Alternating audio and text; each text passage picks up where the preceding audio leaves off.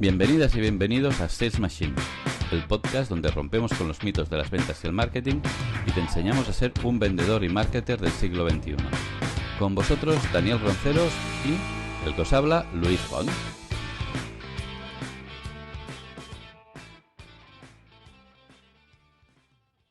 Buenas noches, José y Daniel. Muy buenas noches. Buenas tardes para ti, José.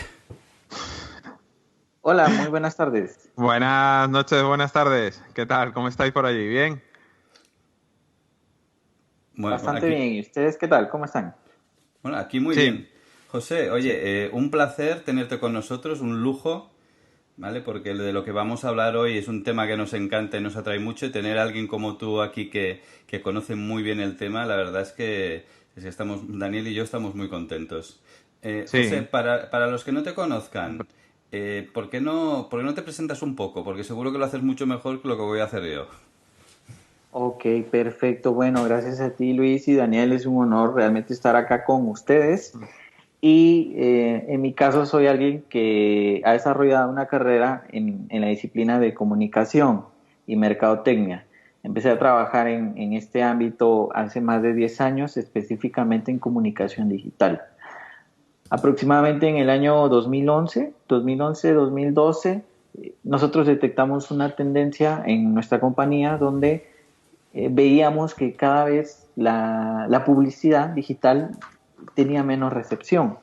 Y esto por supuesto que no sucedía solamente en ese canal. De tal forma que investigando logramos encontrar que una de las respuestas hoy de la comunicación y la mercadotecnia para satisfacer los deseos del consumidor y a la vez lograr alcanzar los objetivos de las empresas es el proceso de neuromarketing. Claro, en ese momento no conocíamos nada de ese tema, empezamos a investigar. Una de las mejores formas de aprender es escribiendo, así que decidimos crear la primera comunidad de neuromarketing en español, así que creamos el portal neuromarketing.la. En ese momento descubrimos que, pues obviamente, parte de los procesos de neuromarketing que vamos a ver más adelante implican ciertos procesos de investigación con costos que no necesariamente son accesibles para cualquier empresa. Eso nos llevó a dar un paso más para fundar la Asociación Latinoamericana de Neurociencia Aplicada, se llama ALNA, donde nosotros promovemos de forma proactiva el aprendizaje sobre el funcionamiento del cerebro para ayudar a las compañías en su acercamiento a los consumidores. Y bueno, esa es un poco la experiencia que yo tengo en el sector. Buenísimo. Pues muy bien, buenísimo, muy interesante, José. Un placer de tenerte aquí, Luis. Que cada vez vamos subiendo el nivel, Luis, de invitado. La verdad es que sí, esto está poniendo muy bien. Yo creo que tú y yo ya habíamos llegado a nuestro límite de incompetencia, a nuestro principio de Peter, y hemos tenido que meter gente buena para seguir subiendo el nivel. Exactamente. Muy bien, pues nada, vamos a empezar, Luis, con una serie y José con una serie de preguntas que tenemos aquí. José, quiero que nos expliques de la manera más sencilla y práctica para nuestra audiencia ¿qué es el neuromarketing? ¿En qué nos podría ayudar? Y bueno, pero básicamente, ¿cómo lo podrías definir? La verdad es que es una excelente pregunta, Daniel, y quiero comentarte que es un tema muchísimo más amplio de lo que a simple vista parece. En español, si hablamos desde la perspectiva de cómo este tema surgió y ha evolucionado en los últimos años, un hecho anecdótico es que en un periódico español, el país, no, perdón, El Mundo, fue en el periódico del Mundo, en el año 2004 se publicó una nota sobre un ejercicio de comparación entre Pepsi y Coca-Cola para entender cuál era la favorita de los consumidores. Y esta nota que tenía El Mundo, de hecho salió en la sección de salud, y ellos comentaban que era la marca y no el sabor lo que nos llevaba a decidirnos por una opción. Y estos hallazgos empezaron a abrir una serie de preguntas donde los mercadólogos y los consultores se preguntaban cómo era que entonces los seres humanos llegábamos a tomar una decisión. Inicialmente A estas reflexiones, a estas consultas, a estos análisis, se les conoció como neuropsiquiatría, pero a través de ya los últimos años evolucionó a un concepto muy popular que hoy conocemos como neuromarketing. El neuromarketing, si lo queremos ver desde una perspectiva muy simple, es una nueva forma de conocer al consumidor. Seguramente ustedes sabrán que marketing ha pasado varios procesos. En cierta época estuvo muy orientado a los productos y mi marca competía a través de tener grandes inventarios de producto y economías de escala. Posteriormente a eso, las compañías se dieron cuenta que lo principal era la marca y surgió la era de las grandes marcas. Aparecieron los Beatles, estamos hablando de más o menos 1960. Pero posterior a eso, ya en los años 90 y los años 2000, los consultores y también las marcas se dieron cuenta que eso ya no era suficiente, que la mercadotecnia se tenía que orientar al consumidor, centrar en el consumidor y que todo tenía que partir del consumidor. El grave problema era que la única forma de conocer a este consumidor era a través de encuestas y lo que las personas expresaban como deseos y gustos. Pero ¿qué pasaba? Que yo hoy en un estudio podía afirmar que mi color favorito era el azul y el día de mañana yo podría afirmar que es el celeste. Es decir, al final los seres humanos constantemente vamos cambiando de opinión, de tal forma que las marcas empezaron a buscar métodos para encontrar insights, por así decirlo, un poco más profundos en cómo nos decidimos y cómo funciona nuestro proceso de toma de decisión. Y ahí es que entra entonces el tema de la neurociencia, el tema del neuromarketing, como un complemento para entender y conocer al consumidor. De tal forma que hoy, en la actualidad, ya no solo conocemos al consumidor a través de lo que expresa verbalmente, sino a través de su comportamiento, también a través de sus respuestas físicas. ¿Cómo? Yo creo que estas son cosas muy sencillas que todos hemos vivido. Si nos gusta una persona para tenerla de pareja, todos recordamos ese momento que al acercarnos a esta persona las manos nos empezaban a sudar y sentíamos cierto nerviosismo. A mí hasta me temblaban. Sí. Y esas respuestas físicas expresan muchísimo más, muchas veces, que lo que verbalmente somos capaces de decir. Y eso es lo que ocurre precisamente con el tema de las marcas. Muchas veces las marcas nos gustan tanto, pero verbalmente no somos capaces de expresarlo. Es decir, si somos fanáticos de los vehículos, por ejemplo, puede ser que nos encante un auto deportivo BMW, pero a la vez nos encante un vehículo deportivo Audi. Y cuando estas marcas necesitan saber realmente cuál preferimos, se nos dificulta mucho porque para algún consumidor resultan similares. Y en esos procesos es donde entonces entran las otras respuestas, las respuestas fisiológicas, que a través de ciertos procesos de investigación han sido apoyados a través del neuromarketing. En resumen, insisto, es una nueva forma o una forma complementaria de conocer cómo somos los seres humanos, que nos llama a tomar una decisión y que por supuesto este entendimiento ayuda a las marcas a tener un mejor acercamiento hacia las personas. Ok. José, un poco lo que has comentado es que me llama la atención esto que has dicho, ¿no? Que a veces decimos una cosa pero luego actuamos de otra. O sea, esto es una cosa que suele pasar, pero muchas veces nos fiamos de lo que la gente nos dice, pero en realidad luego hace otra cosa por detrás, ¿no? O sea, es curioso, ¿no? ¿No, Luis? No sé si te ha pasado alguna vez esto No se me ha pasado una vez, me ha pasado hoy. ¿Te ha pasado hoy mismo? Hoy, ¿no? A ver, hoy estaba hablando con unos emprendedores que estaban montando un sistema de venta de entradas, pero de venta de entradas con abono previo y que tú podías escoger, y una de las encuestas que han hecho es cuántas veces utilizarías las entradas para ir a espectáculos durante el mes. Y todo el mundo ha puesto el doble de lo que realmente hace en realidad. Ah, sí, qué curioso. A veces es más el deseo Y luego actuamos, lo que ha dicho José, de que te entra cuando te acerca una persona que te gusta, te tiemblan las manos, eso también. Bueno, ahora ya me tiemblan las manos ya cuando llego tarde a casa, pero porque mi mujer me va a decir algo, pero ya. pero sí es verdad, ¿no? Sí es verdad que nosotros actuamos de una forma y cuando compramos, bueno, eso seguro que nos pueden grabar en un supermercado y los gestos que la gente hace y demás, de verdad que es muy curioso. Una vez vi un documental de ese tema y los comportamientos son increíbles, ¿no? Sí. De hecho, Sí, en esta línea es muy sí, interesante porque con ejemplos es muy fácil ilustrar sí. el porqué de la necesidad del neuromarketing y esta forma de investigar al consumidor. En el MIT, un profesor, Dan Ariely, realizó un experimento muy curioso.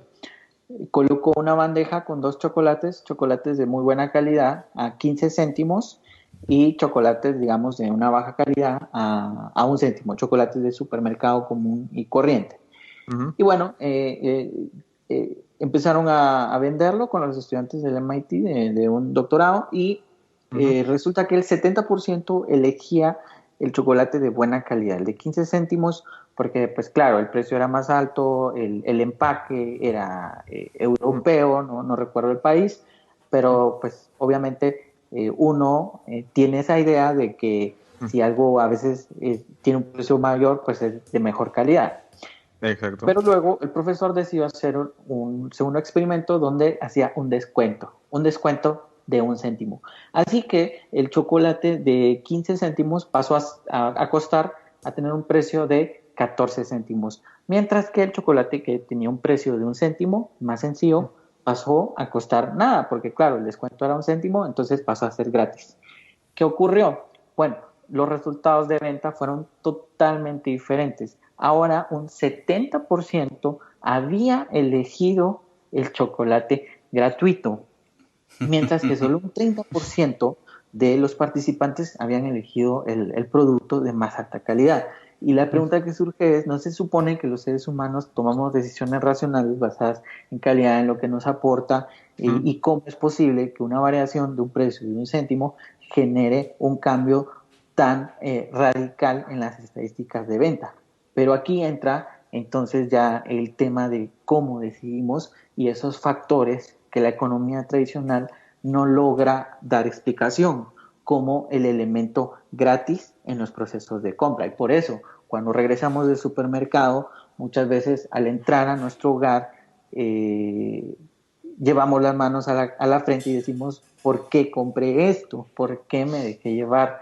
Y es ujú. precisamente porque hay marcas que conocen estas debilidades precisamente a través de estos procesos de investigación donde se analiza lo que realmente nos lleva a tomar una decisión. De hecho, ese estudio del profesor Ariely está en un libro, quiero recordar que leí hace mucho tiempo, buenísimo, que se llama Predictiblemente Irracionales, creo que es, ¿no? Exactamente, sí. Ese es un libro donde él publicó esa información. También otro de sus publicaciones más recientes y muy interesante es Las trampas del deseo, Me, donde él vuelve a contar esta historia. me lo apunto. Me Las lo trampas del apunto. deseo. Vale, Lo vamos a poner. ya nos has dado lectura. Juan, una pregunta que creo que los oyentes, hablando de aquí de libros, los oyentes van a tener curiosidad es, ¿cómo se hacen estos estudios? Explícanos cómo sería un estudio de neuromarketing, porque luego el neuromarketing los demás lo aplicamos por ciencias empíricas basadas en estudios que ya se han hecho. Pero ¿cómo se hace un estudio de neuromarketing? Que yo creo que los oyentes van a tener curiosidad de saber cómo funciona esto. Ok, excelente pregunta. Aquí aprovecho para profundizar un poquito más en qué es neuromarketing. Inicialmente habíamos conversado que se trata de una nueva forma de entender al consumidor. Esto nos lleva a una siguiente definición que es un poquito más compleja, donde muchos profesores llaman a neuromarketing el proceso de añadir el foco de la ciencia al intercambio. Porque ¿qué es el marketing? Al final es esos pasos que damos de intercambio donde por dinero recibimos un producto o a cambio de un producto que generamos nosotros recibimos dinero, es un intercambio. Y el neuromarketing lo que añade es el foco de la ciencia, cómo hacer que ese proceso científicamente a través de datos y hechos sea tenga más probabilidad de tener éxito. En ese sentido, el neuromarketing tiene, digamos que dos ramas. Una división es la de investigación, donde científicos y profesores y universidades, a través de tecnologías que miden las respuestas que nuestro cuerpo genera, van determinando los comportamientos de los consumidores. Es decir, ¿qué pasa cuando miramos un anuncio en televisión, un anuncio en un periódico, un anuncio en redes sociales? ¿Qué pasa cuando vemos a alguien sonriendo? ¿Qué pasa cuando sentimos cierta fragancia? Ya existe tecnología que mide la respuesta de nuestro cuerpo para tener hallazgos que luego son utilizados por las marcas. Por otro lado, el neuromarketing también puede ser utilizado como una estrategia, como estrategias basadas en neurociencia, donde incluso una pyme puede aprovechar estos principios. Un ejemplo muy sencillo, las tarjetas de presentación. Incluso hoy, en esta era tecnológica tan avanzada, es muy común en el sector de negocios entregar una tarjeta impresa en papel. La gran pregunta es si el neuromarketing y los estudios de neurociencia en el pasado han demostrado que nuestro cerebro tiene una capacidad para recordar más de 100.000 rostros. Si los estudios han demostrado eso, ¿por qué la mayor parte de profesionales, incluso de mercadotecnia y comunicación, en sus tarjetas de presentación, en sus firmas de correo, no utilizan su fotografía? Porque no sé si alguna vez les ha ocurrido que cuando ustedes conocen a alguien, reciben una tarjeta y luego ustedes tratan de recordar quién era la persona o qué hacían y simplemente la olvidaron, porque solo aparece su nombre y su posición. Pero ¿qué pasa si yo en mi tarjeta de presentación añado mi fotografía? Solo con ese simple hecho ustedes ya están generando más relevancia. Y claro, ese es un principio de neuromarketing que lo puede aplicar cualquier profesional, cualquier emprendedor de cualquier nivel. Entonces, yo nada más quería matizar un poquito estos dos enfoques porque también hay una creencia común de que el neuromarketing es algo que implica mucho dinero, algo así, que implica tecnología, y no. Ya existen cientos de estrategias que se pueden hacer basadas en neuromarketing utilizando resultados de investigaciones que se han hecho en el pasado. Ahora bien, ¿qué tecnologías se utilizan? Que era la pregunta. Hay tecnología que son como unos cascos que se colocan sobre la frente, que se conocen como electroencefalogramas, son portátiles y se utilizan para medir el impacto emocional de los estímulos a los que uno está expuesto. Por ejemplo, si yo fabrico pasteles o chocolates y quiero desarrollar una nueva versión, y es ese tipo de productos que es muy difícil que alguien verbalmente nos diga si es mejor o no. Por lo tanto, yo puedo medir qué tanto se activan nuestros centros sensoriales de placer en el cerebro a través de un electroencefalograma. Y si el nuevo producto genera más activación, pues claro, va a funcionar mejor. Por otro lado, con otra tecnología que se llama GSR o tecnología de respuesta galvánica, lo que mide es la conductividad de la piel. ¿Qué pasa? Cuando algo nos emociona, nuestras manos empiezan a generar cierto nivel de sudoración, lo sentimos en las yemas de los dedos, nuestras pupilas se dilatan, pero no somos conscientes de ello. Eso ocurre cuando alguien nos gusta y lo mismo pasa cuando vemos un anuncio de televisión que nos resulta atractivo. Se generan esas mismas respuestas, claro, a un nivel micro, que no es obvio, pero estas tecnologías ya lo pueden medir. Y eso es muy útil para determinar el nivel de eficacia que pueda tener una pieza publicitaria en un medio televisivo o en una campaña de YouTube o cualquier plataforma multimedia. Existen otras tecnologías como la famosa tecnología Facet o Face Reading, que lo que hace es que cuando uno está navegando en un sitio web a través de la cámara de la laptop, hay un software que está analizando las expresiones de nuestro rostro. Y de acuerdo a las microexpresiones que hagamos con nuestro rostro, existe una correlación de qué tan receptivos estamos siendo al mensaje y por lo tanto qué tan receptivos estamos siendo a la publicidad. Un estudio muy famoso hecho por un periódico internacional en su momento reflejaba que por ejemplo, la publicidad desde los dispositivos móviles tenía mayor aceptación del lado de los consumidores, porque claro, en ese momento cuando se hizo ese estudio hace unos 6, 7 años, los dispositivos móviles, smartphones, todavía eran como muy novedosos en el mercado y se percibía que los anuncios en estos dispositivos pues eran de marcas innovadoras. Eso posiblemente ha cambiado hoy, pero son esquemas de utilización de técnicas basadas en neuromarketing. Interesante, interesante. Me ha llamado la atención, Luis, lo de la fotografía. Yo conocí a una persona bueno, que normalmente ponía stands en una feria, ¿no? En eventos, y lo que hacía esta persona era que se hacía una foto al lado de su stand con su rostro, ¿no? Él salía en el stand y luego le enviaba una foto a toda la gente que había conocido en el evento, ¿no? Le mandé un email con su foto al lado del stand. Y era curioso porque oye, pues mira, con eso ya ganaba visibilidad, es decir, la gente se acordaba de él, ¿no? Porque tú sabes, en una feria hablas con mucha gente y llega un momento que no te acuerdas, ¿no? Muchas veces de las caras ni nada.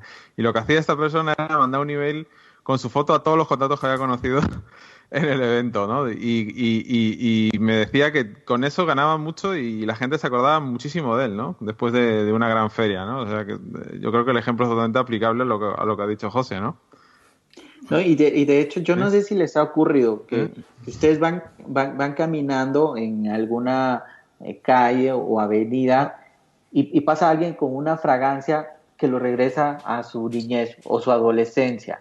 Y ustedes dicen, ay, esa fragancia me recordó a X persona. No sé si alguna vez les ha ocurrido.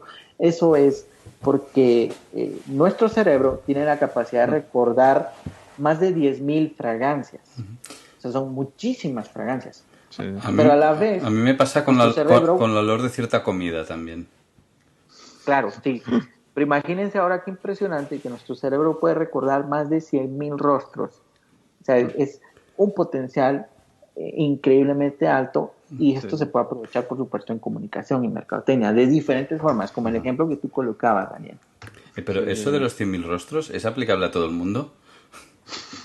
No sé, porque realmente 100.000 rostros y yo soy... Vamos, sí, ¿tú crees? De verdad, porque a mí me saluda gente por la calle que es que me suena su cara, pero no me acuerdo de su nombre.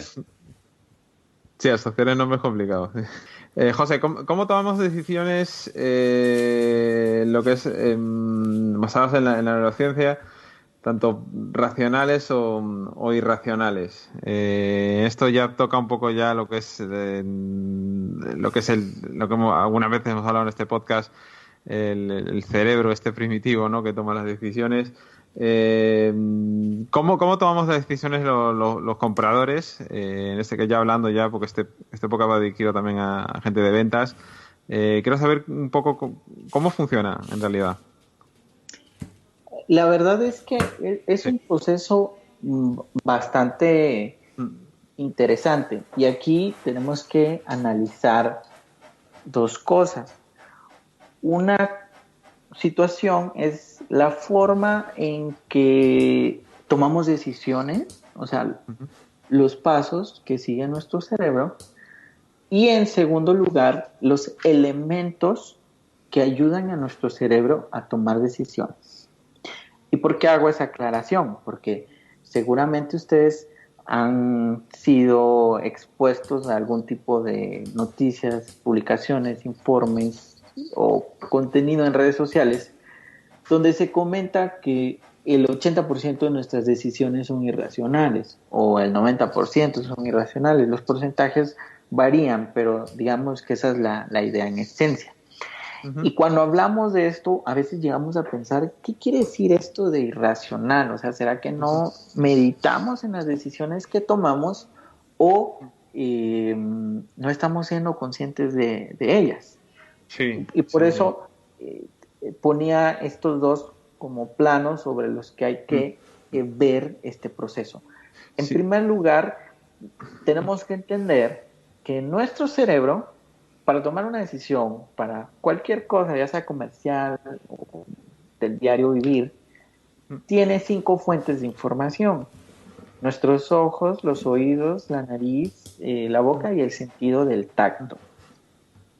Estas son las 5 piezas que nuestro cerebro tiene para entender el mundo. ¿Y qué pasa? Que son imperfectas. Y eso es lo que nos lleva a hablar de irracionalidad.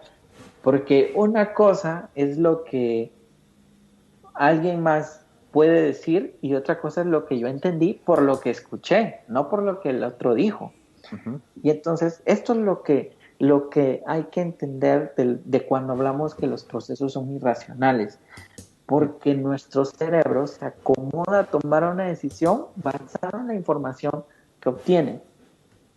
¿Por qué, por ejemplo, muchas ofertas de 2x1, de 3x2 despiertan mucho deseo de compra?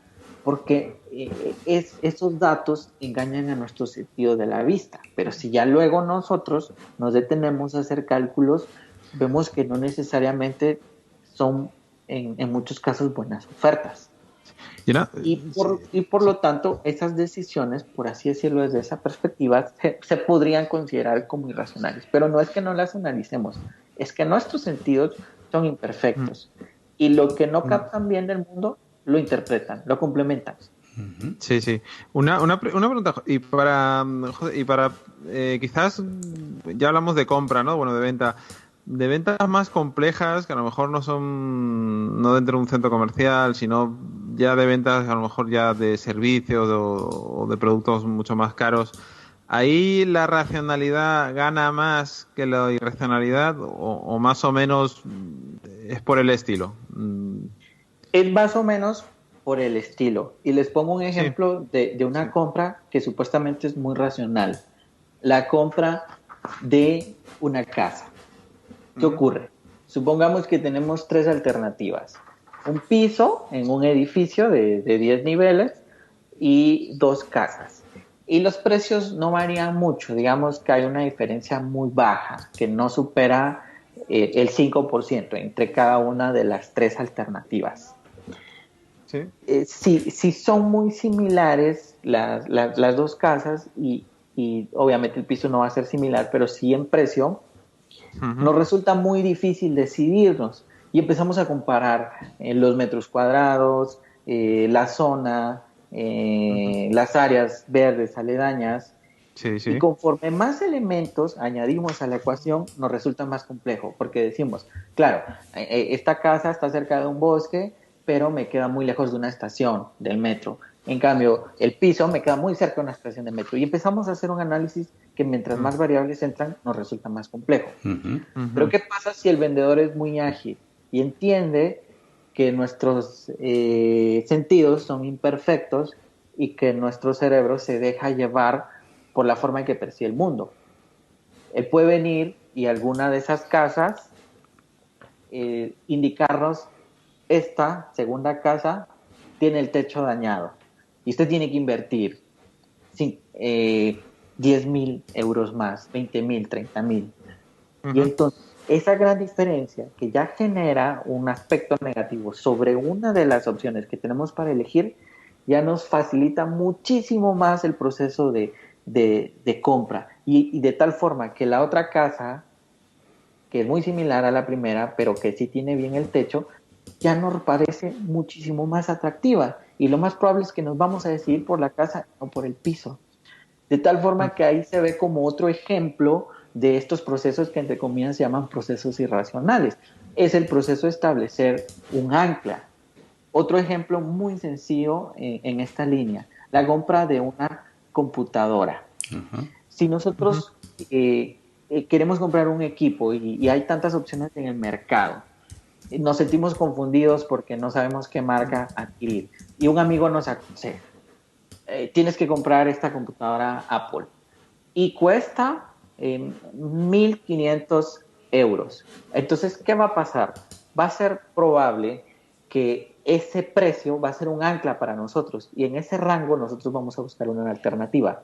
Si por otro lado, otro amigo nos recomienda el mismo equipo, nos dice: tienes que comprar un equipo Apple, pero te va a costar tendrá un precio de 500 euros. Obviamente no es así, son mucho más caros, pero supongamos que ese es el precio. Nos vamos a anclar a ese valor bajo y sobre ese rango nos vamos a mover. Y claro, vamos a tener que subir, pero lo que vamos a estar dispuestos a pagar va a ser mucho menos que con el primer ancla.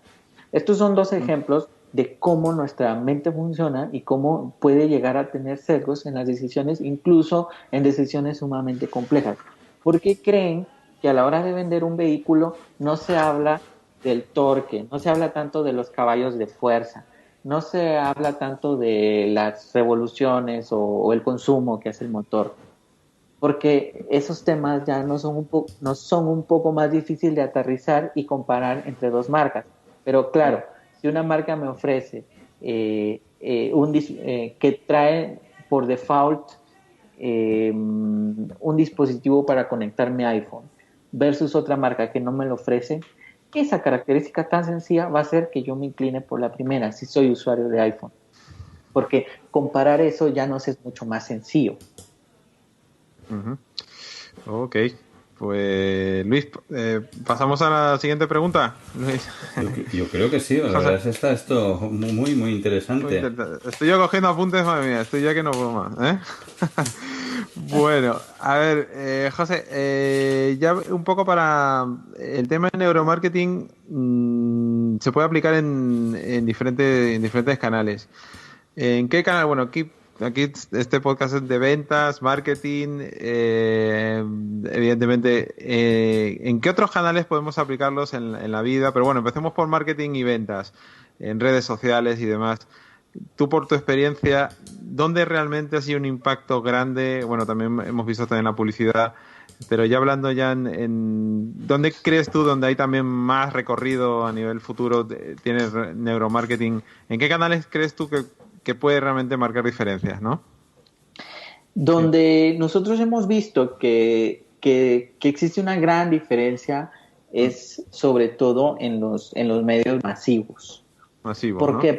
Porque cuando hablamos de los medios masivos, la idea es que todo mundo, mi mensaje llegue a todo mundo, se acerque a la mayor cantidad de gente posible. Y mientras más técnicas o herramientas de neuromarketing yo implemente en mi comunicación en medios masivos, pues la efectividad va a ser muchísimo más notoria.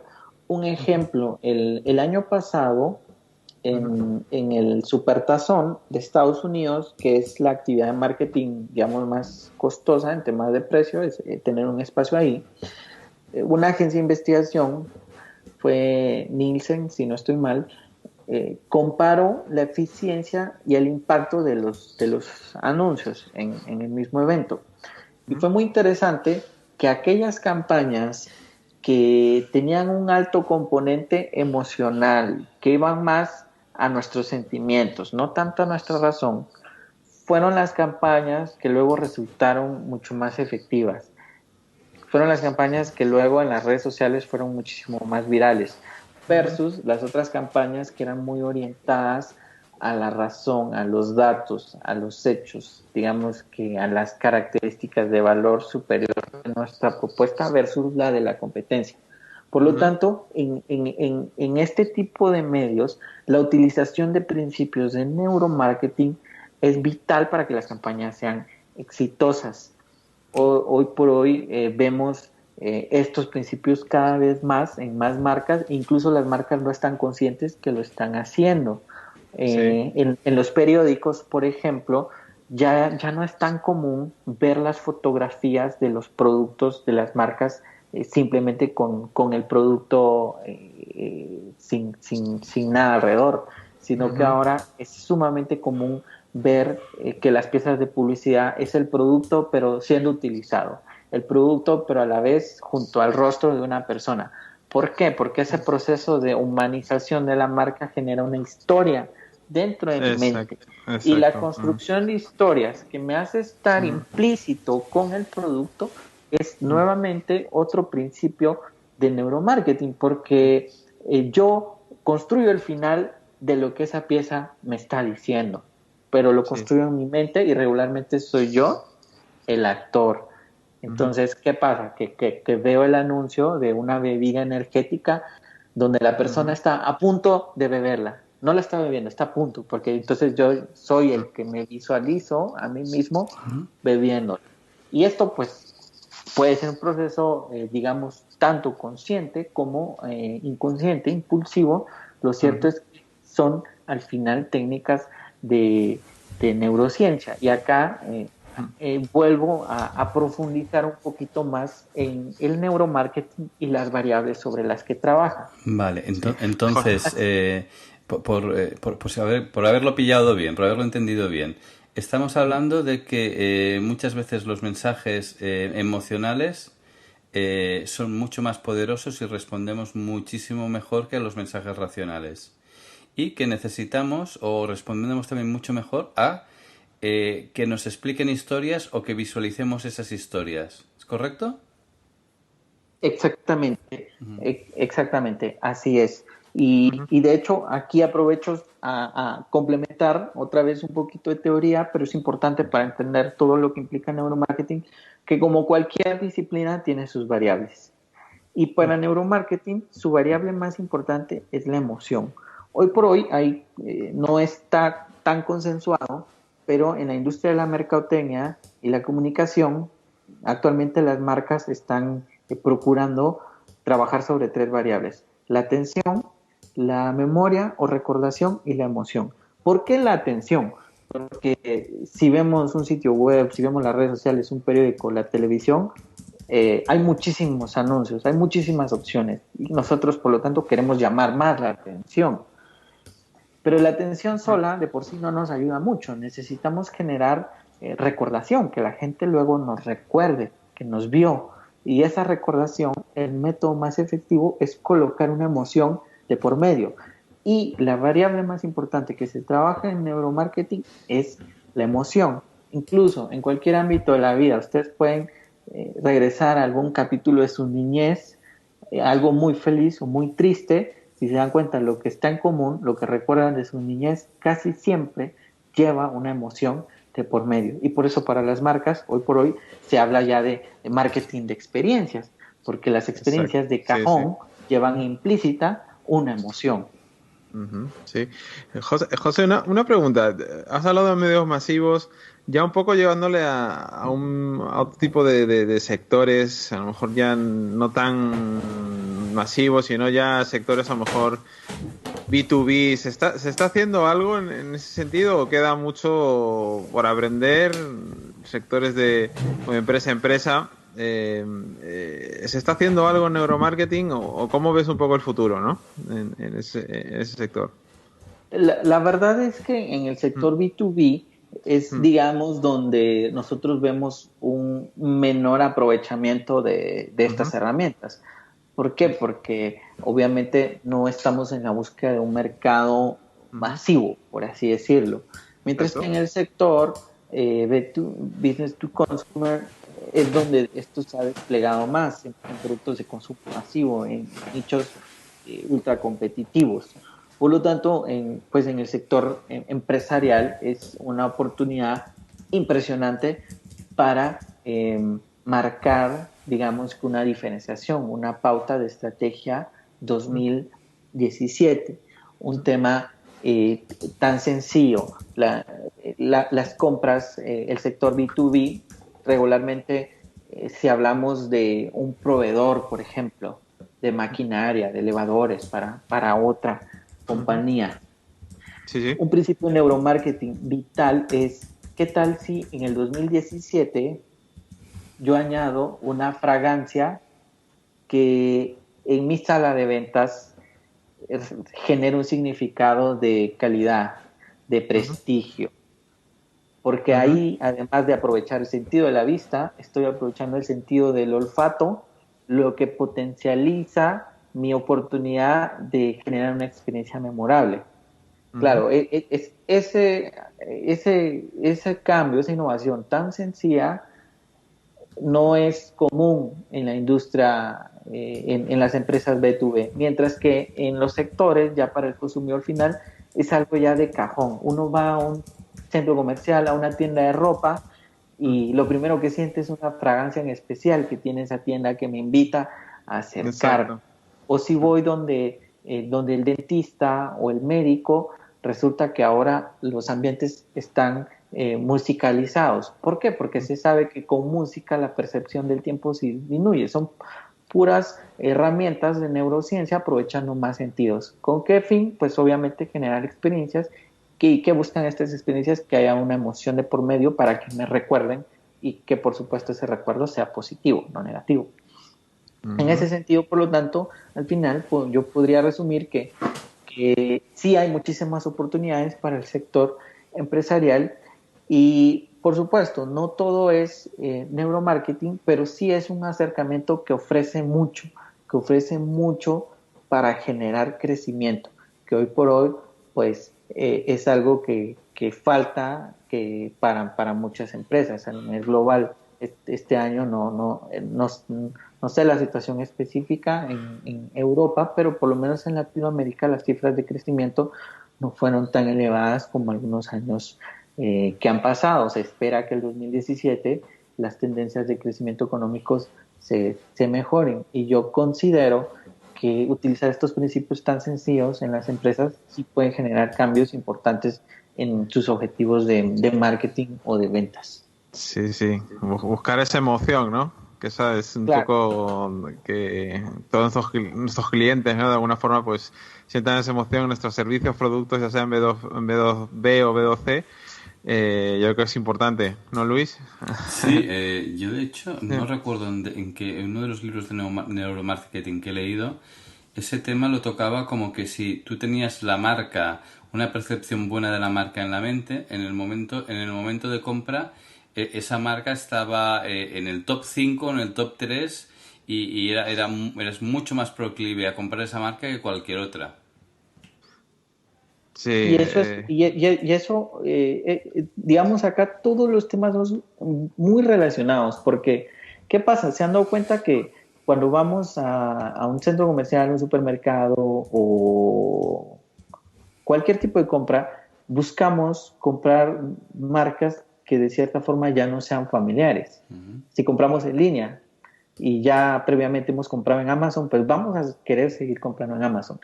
Ese proceso, digamos, de educación tiene también mucho que ver con neuromarketing, porque nuestro cerebro es el componente en nuestro cuerpo que consume más energía. Por lo tanto, le gusta utilizar la ley del mínimo esfuerzo. ¿Qué quiere decir eso? Que si ya una vez tuve una experiencia positiva con Amazon, yo voy a volver a elegirla porque ya no tengo que volver a pensar en elegir una tienda en línea. Si yo ya tuve una experiencia de compra positiva con una aerolínea, pues ya va a ser mucho más fácil que yo vuelva a comprar.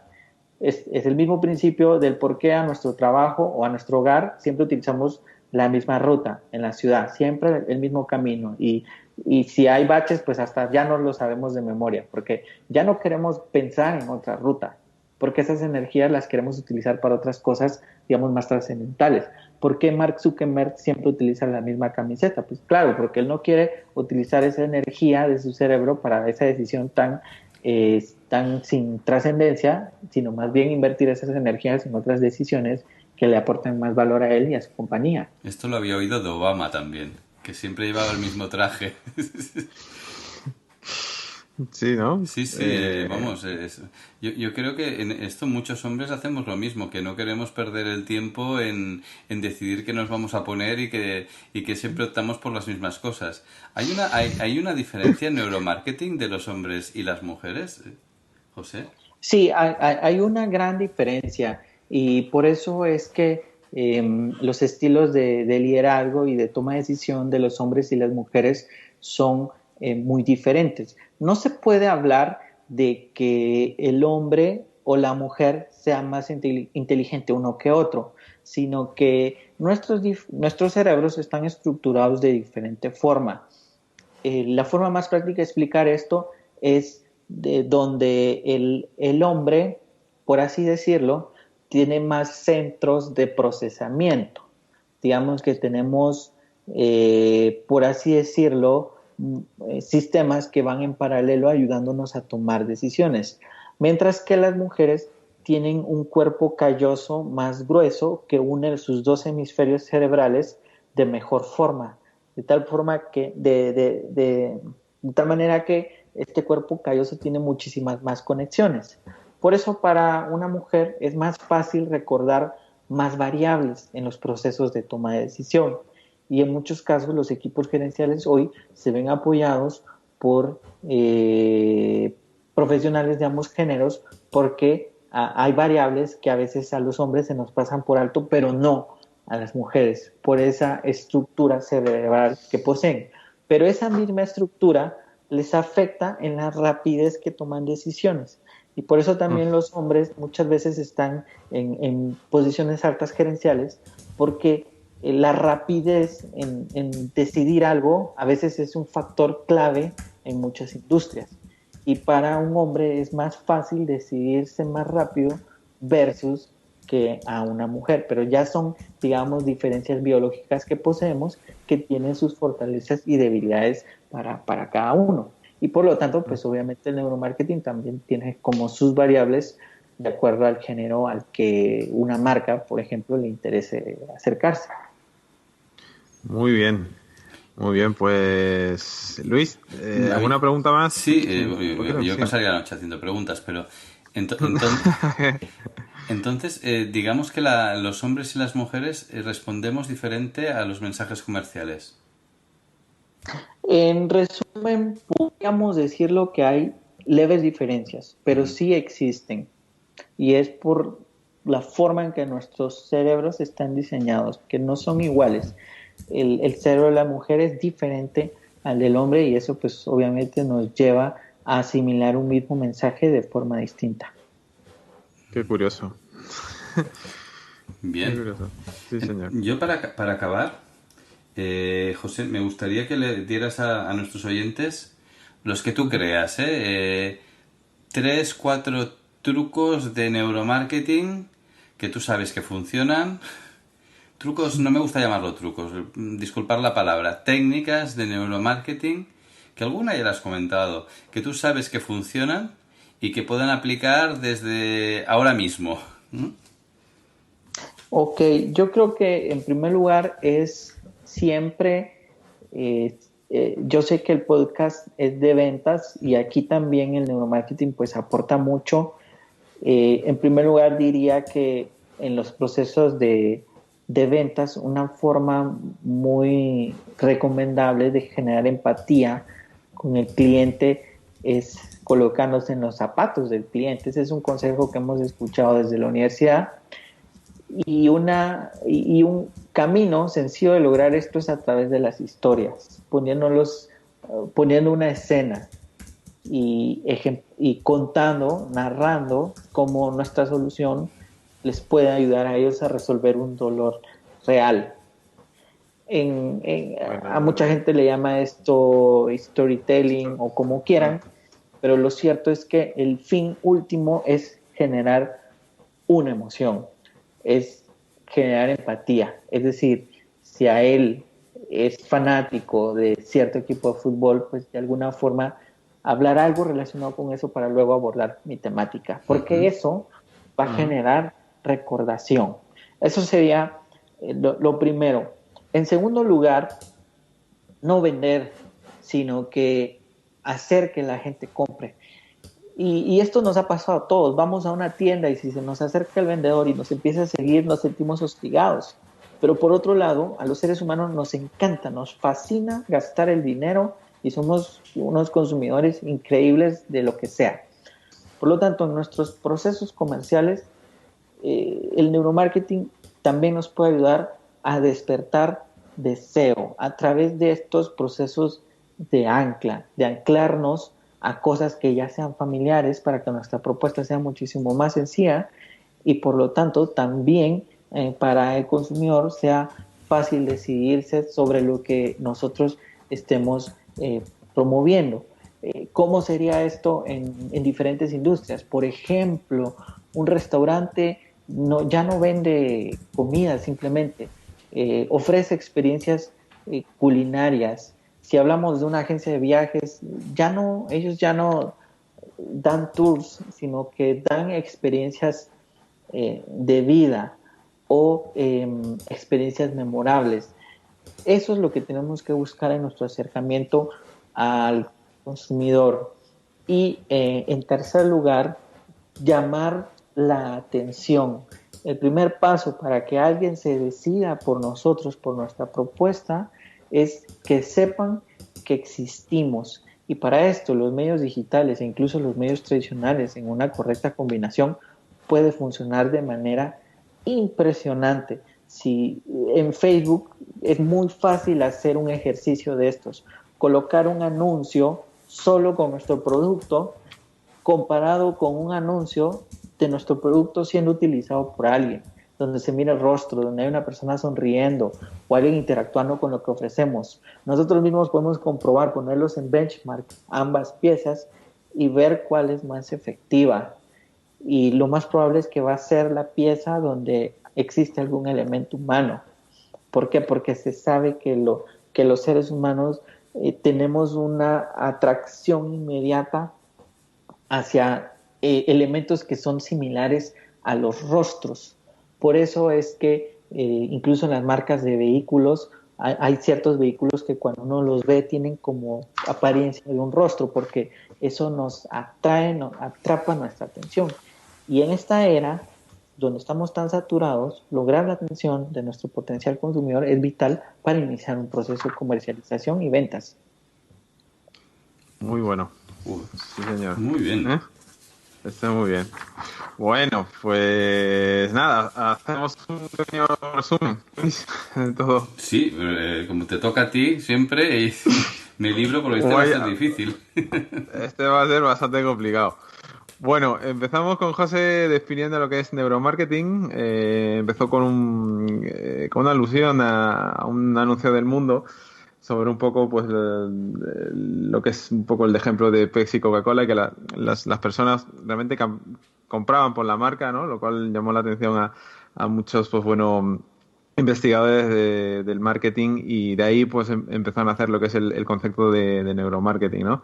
En realidad son nuevas formas de conocer al consumidor, un poco pues por qué los seres humanos cambiamos de opinión y por qué nos decidimos, ¿no? De alguna forma. De ahí de alguna forma salió la ciencia de neuromarketing y bueno, a veces nos comportamos de una cosa y decimos otra.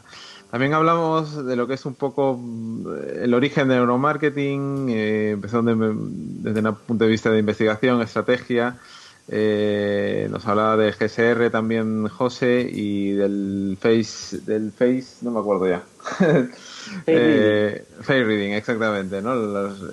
Cómo nos comportamos delante de los gestos. También incluso nos decía un poco pues el tema de GSR, conductividad de la piel, o incluso face reading, cómo nos comportamos delante de la televisión en un anuncio. Bueno, cosas, en realidad, cómo nos comportamos, cómo nos impacta, ¿no? Diferentes anuncios, ver un producto en un centro comercial. Posiblemente si te pones a ver a una persona, ves los diferentes gestos que hace y te puedes dar cuenta cómo el neuromarketing puede afectarnos, ¿no? También hablo lo que es un poco los pasos, ¿no? que sigue nuestro cerebro al momento de tomar una decisión. José nos comentó que un 80% son irracionales, porque bueno, vienen por nuestros sentidos, boca, tacto, vista, y bueno, ya de por sí pues son irracionales. Y de hecho también incluso en las ventas más complejas, ¿no? Nos puso un ejemplo bastante importante, destacable, sobre la compra de una casa, cómo podía afectar simple detalle, de un cambio de un detalle, cómo puede influir en el consumidor y decidirse por una opción u otra, ¿no?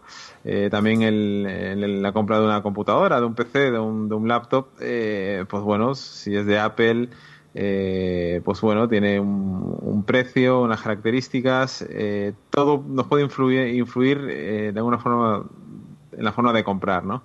Luego ya pasamos al tema de los canales. José ¿dónde se puede aplicar el neuromarketing? Sin duda, pues en los medios masivos es, sin lugar a dudas, el lugar donde más esplendor se puede sacar al neuromarketing, sobre todo por la cantidad, ¿no? de gente que puede llegar, y bueno, es un poco pues donde más impacto tienen. Nos hizo mucho hincapié en el tema de sentimientos, emociones, explicar historias, el tema de de experiencias, ¿no? Prácticamente las agencias o de alguna forma las marcas buscan esa emoción, ¿no? Buscar esa emoción, esa emoción se encuentra en la vida de las personas. Un ejemplo de cuando somos pequeños, hay cosas que nos emocionan y es donde están llegando las marcas. También pasamos lo que es a la parte de ventas B2B, ya en mercados ya de empresa a empresa. Quizás no esté aprovechándose, pero bueno, sí que nos comentó José que hay un potencial bastante grande a nivel de oportunidades y que sí es posible de alguna forma lo que es el aprovecharse el tema de neuromarketing, ¿no? Seguramente que habrá mucho por descubrir, pero yo creo que eso va a ser la tendencia en los próximos años, ¿no? Nos habló también un repaso sobre la diferencia entre hombres y mujer que perciben totalmente distinta, de una percepción distinta de tomar decisiones o de percibir ciertas decisiones, tomar ciertas decisiones.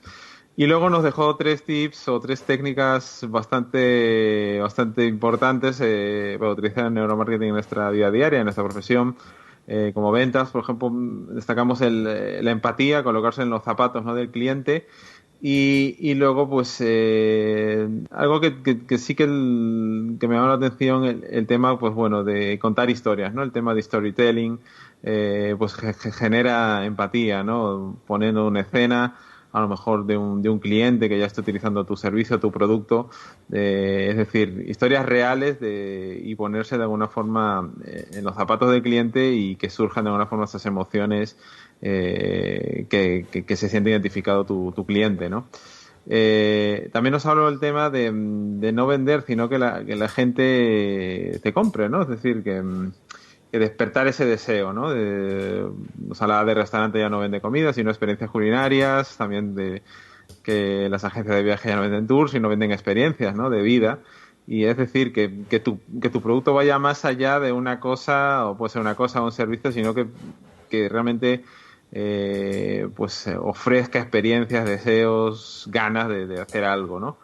Y luego algo muy importante, la tercera parte, la atención. Es decir, que si no sabe la gente lo que hacemos o no llamamos la atención, evidentemente no existimos. Y ahora pues con el tema de las redes sociales o canales de comunicación digitales, pues es mucho más fácil la publicidad, más que nunca, ¿no? Ya te hablo ya incluso de pequeñas empresas o profesionales freelance, tienen la oportunidad con las redes sociales de poder destacar, ¿no? Es un poco el resumen, José y Luis, de todo. Era muy denso, pero bueno, es más o menos todo lo que hemos podido hablar, ¿no?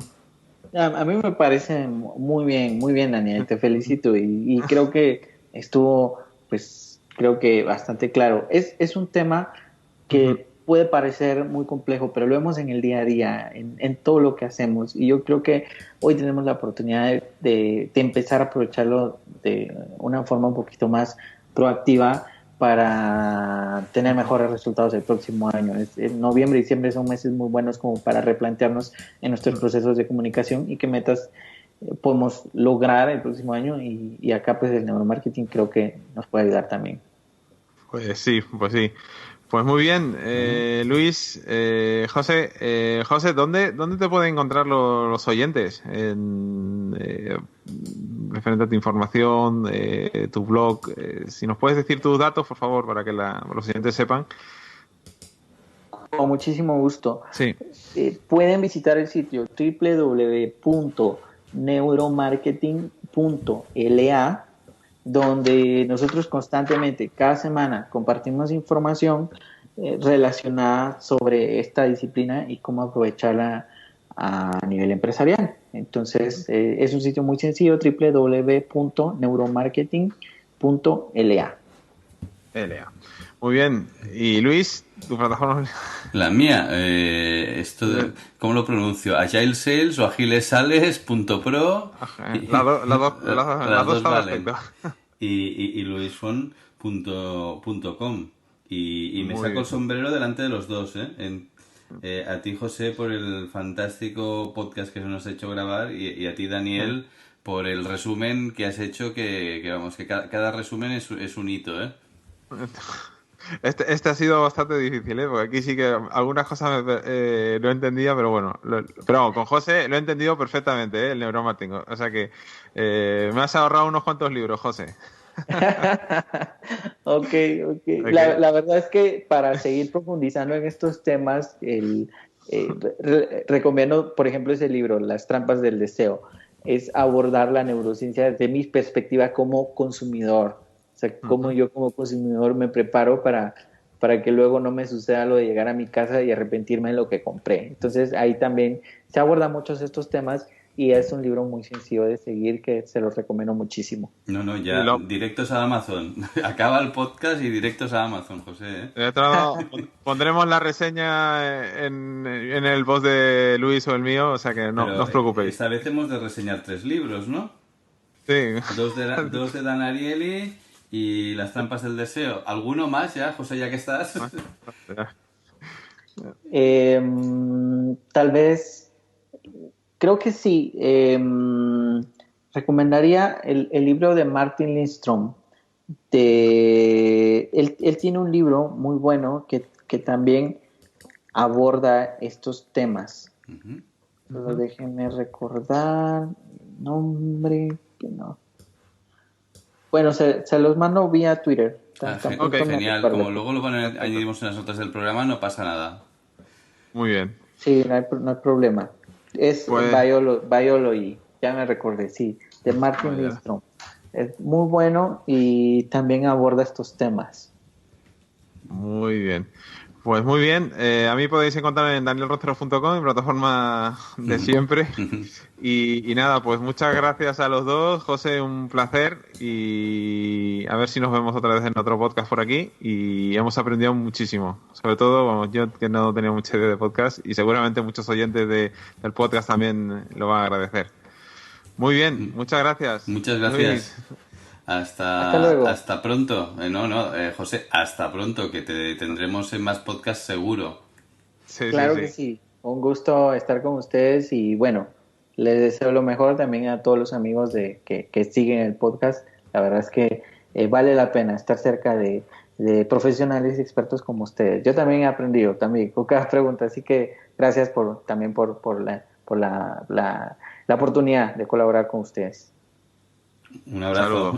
Hasta pronto. Buenas noches. Adiós. Bueno, chao. Y aquí finalizamos Sales Machine. No olvides suscribirte para estar siempre al día de las últimas tendencias en marketing y ventas. Hasta pronto.